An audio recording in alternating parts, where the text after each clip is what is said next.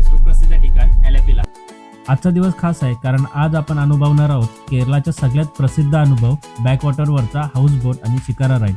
चला हा प्रवास तुमच्यासोबत शेअर करूया.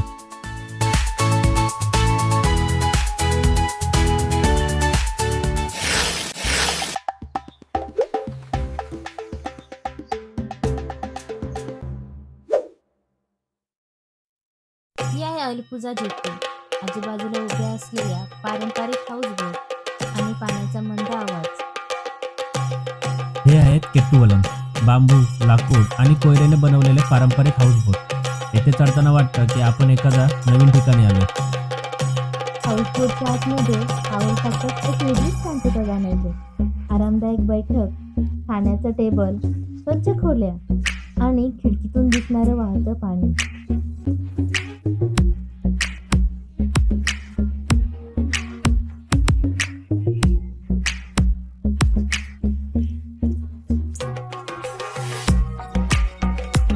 हे खरंच एक फ्लोटिंग हॉटेल आहे. तुम्ही जर एंट्री मारलात तर तुम्हाला येथे वेलकम ड्रिंक भेटेल.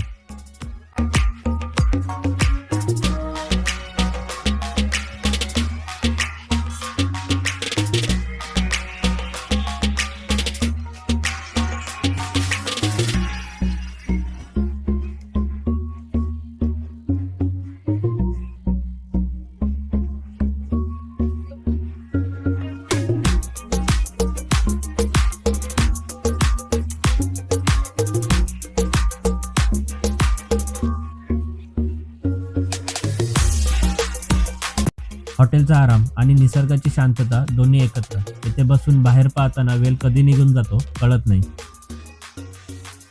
आता हळूहळू जशी बोट पुढे सरकते तसतशी दिसायला लागतात ही हिरवीगार शेती, पाम ट्रीज, छोटे कॅनल आणि हो, प्रवासात जेवण विसरता येईल का?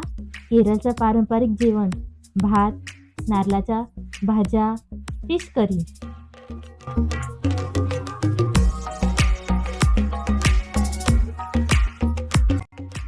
अल्पुझाचे बॅकवॉटर म्हणजे नद्या, कॅनल्स आणि लगूनचं एक विशाल झालं. येथे बसून आजूबाजूला पाहताना मन आपोआप शांत होते.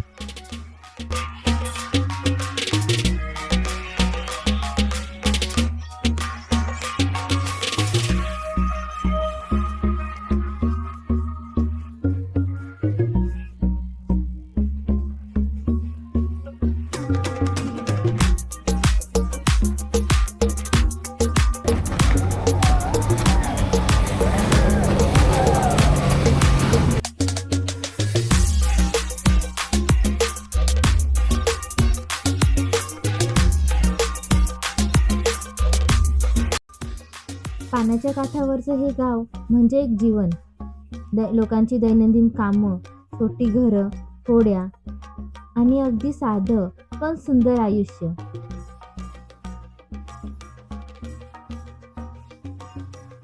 जर तुम्हाला हाऊसबोट शक्य नसेल तर शिकारा राईड हा एक छान पर्याय आहे.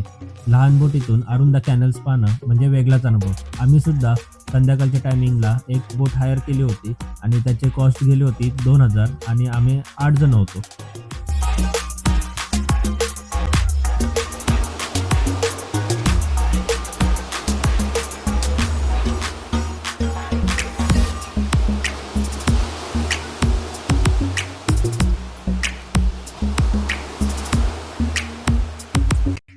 हा पहा सूर्यास्त, पाण्यावर उमटलेले सोनेरी रंग आणि हळूहळू थांबत चाललेली ही वेळ.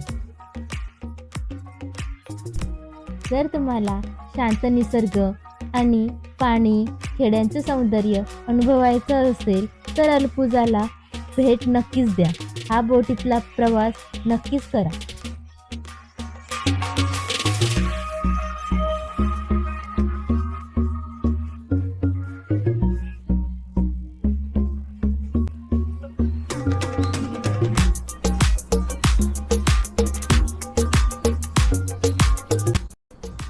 तुम्हाला जर केरळची सिरीज बघायची असेल तर डिस्क्रिप्शनमध्ये लिंक दिल्या आहेत, तुम्ही चेकआउट करू शकता.